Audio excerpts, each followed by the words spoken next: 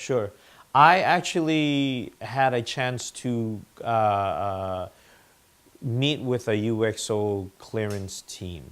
And UXO, unexploded ordnances, a third of the country of Laos had these ordinances dropped. And so basically, a third of the country is littered and polluted with these bombs. Now, they're everywhere. They're everywhere when you, and what's difficult is that you can't really fully identify what they are because they look like rocks. The terrain is a challenge. When I went with a clearance team, we actually went to a village that had reported that they had found some UXOs. And so going through the path of the trees and the jungle and looking on the floor, it looks like a normal jungle path. But along the path, there are these dangers, like these bombs that are there. These, and again, you don't know if they are unexploded or not. And that's the other factor in it. It could be dangerous, it could not be, but the risk is too high, you know. And they're just everywhere. When I went to Laos, the most recent trip, we actually walked through a path, and going with the team, they found remnants of I don't know, it looked like a bomb piece that was about this big. And then at the same time, there were also very small pieces that were about the size of your fist or a tennis ball.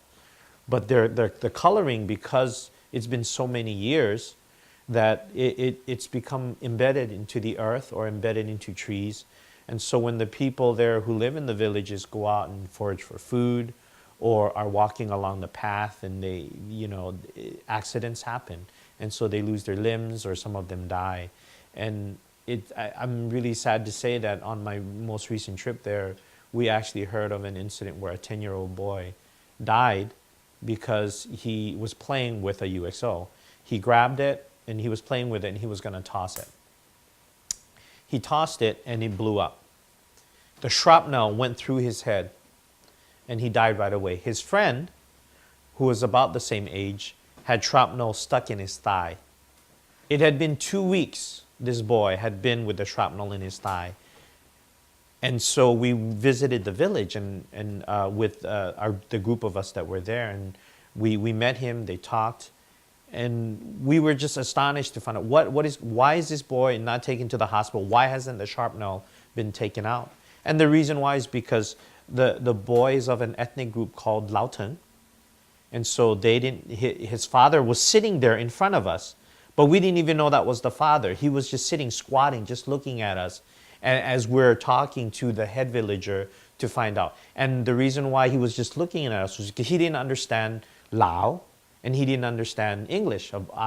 He only spoke his native ethnic language. And so there was a language barrier. There's also a financial barrier.